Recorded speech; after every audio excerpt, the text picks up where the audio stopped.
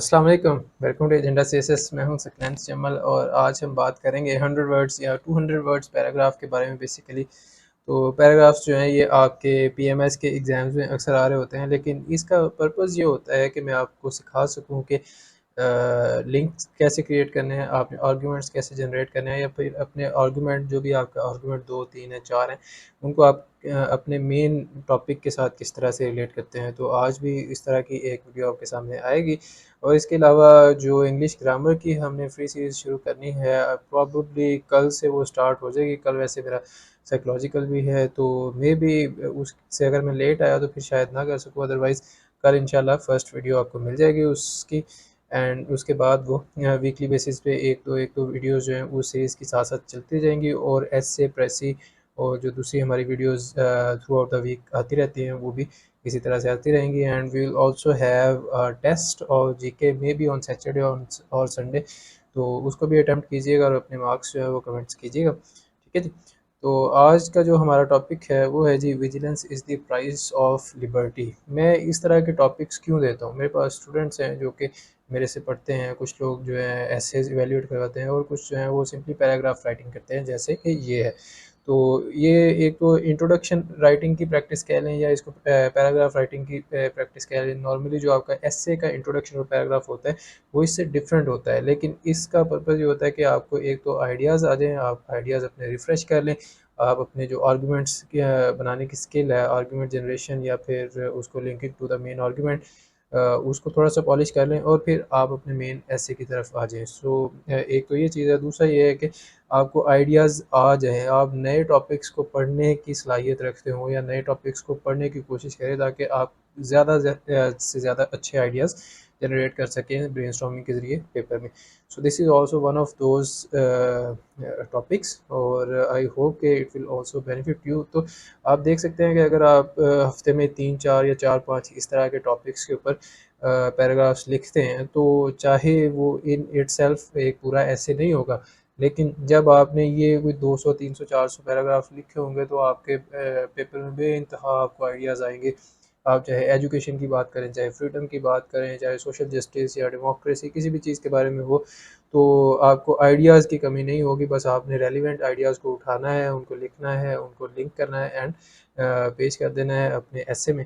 So I hope कि this will be beneficial for you, और यही मेरा थोड़ा सा मोटिव कह लें या फिर मोटिवेशन कह लें, कि मैं ये वाली एक्सरसाइज भी करवाता हूँ। जो लोग डायरेक्टली ऐसे पे नहीं आते, उनको पैराग्राफ राइटिंग से स्टार्ट करवाया जाता है।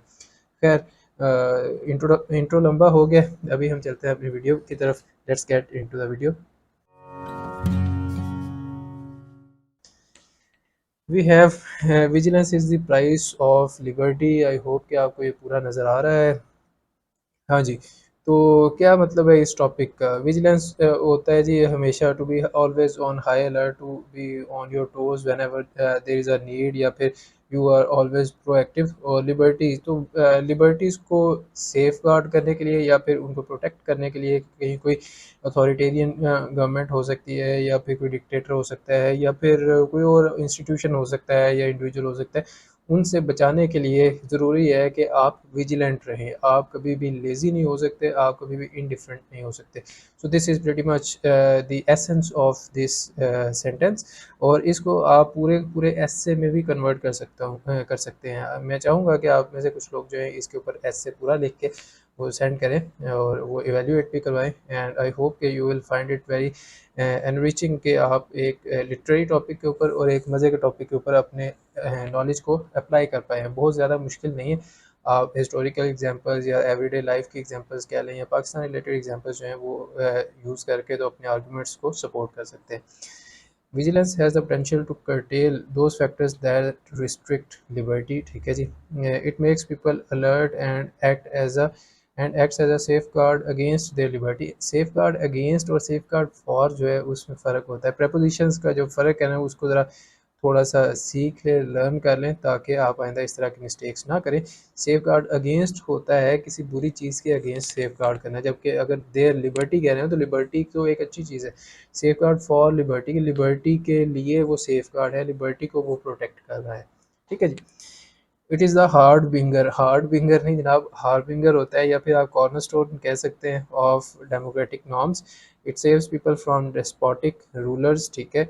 It empowers people to stand against their fundamental. अब देखें स्टैंड अगेंस्ट का क्या मतलब होता है कि किसी चीज़ के खिलाफ खड़े होना। स्टैंड फॉर होता है भाई अपनी फंडामेंटल लिबर्टीज़ के लिए आप खड़े होते हैं, ठीक है। Whenever they are endangered according to John Locke. Locke के स्पेलिंग में जनाब ई भी आता है, अगर आपने पढ़ा हुआ है तो उसके स्पेलिंग भी ठीक लिखें। It is the cornerstone of individual liberty, okay. It is not limited to the people only. The नहीं आना चाहिए, उसकी रीज़न ये है कि कोई एक स्पेसिफिक नेशन या कोई एक स्पेसिफिक पीपल को हमने नहीं एड्रेस करना यहाँ पे। जनरल फॉर्म में हम कह रहे हैं तो पीपल जो है वैसे आएगा। But it is applicable to all the institutions in a state. A state यानी जनरल हम बात कर रहे हैं। It restricts judiciary to work in its constitutional limits. मेरे ख्याल में within its constitutional limits would have been much better. It empowers parliament to limit state institutions to defense related issues only. अब state institutions जो हैं वो बहुत तरह के हो सकते हैं, बट जो आप कहना चाह रहे हैं वो नॉन डेमोक्रेटिक फोर्सेस को लिमिट करती है। Of course this is right.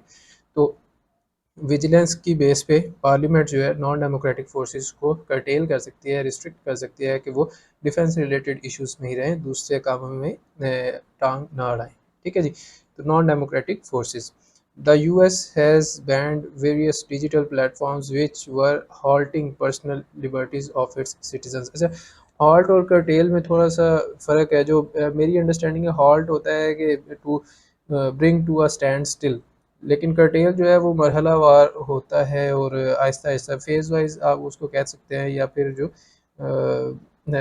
I think this is the right word hair. I can not explain too much on it, but I have read it many times too.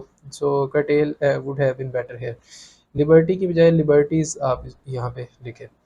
फिर है जी, moreover the case of George Floyd tells the story about the alertness of the नहीं आ US citizen, ठीक है जी। All people stand against state institutions to save their individual liberty from them. The government should take preemptive measures to avoid ways, ये पता नहीं ये क्या लिखा हुआ है, टू सिक्योर सिविल लिबर्टीज। खैर, to avoid wars, okay wars लिखा हुआ है। अच्छा, तो आप देखते हैं बार बार इसमें सेफ गार्ड और इस तरह की चीज़ें हैं, ठीक है। वो एक आधा जुमला आप लिख लें, कंप्रीहेंसिव लिख लें, थोड़ा अच्छा लिख लें, लेकिन एक दो जुमलों में आप अपना आर्ग्यूमेंट दे दें कि जनाब जो मैं कह रहा हूँ वो बात क्या है। उसके बाद जब आप आते हैं तो उसको आपने एग्जांपल से, मैनिफेस्टेशन से, किसी साइटेशन से प्रूव करना होता है। तो उसमें जो एग्जांपल्स हैं वो थोड़ी सी ज़्यादा ऐड करें, कंक्रीट ऐड करें और थोड़ी सी फेमस ऐड करें, ठीक है जी। और इससे आपको ये भी थोड़ी सी प्रैक्टिस करनी पड़ेगी कि आप अपने टॉपिक को एक्सपेंड किस तरह से कर सकते हैं। Like vigilance is the price of liberty. Liberties अब क्या है जी, लिबर्टीज़ मेरे फंडामेंटल राइट्स है। अब फंडामेंटल राइट्स की बात करते हैं तो वही बहुत ज़्यादा है एक तो।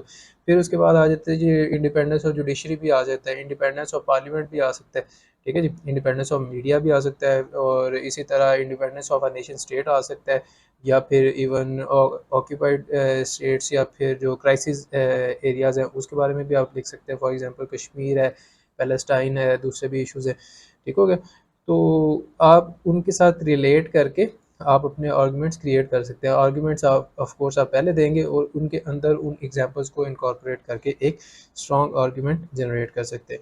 सो आई होप कि this will aid you in your argumentation, और किस तरह से आप चीज़ों को लिंक कर सकते हैं और उनको रेलिवेंट बना सकते हैं। उम्मीद है आज की वीडियो आपको पसंद आई होगी। अगर ऐसा है तो लाइक ज़रूर कर दें और कमेंट कर दिया करें आपको कौन सी चीज़ें अच्छी लगती हैं।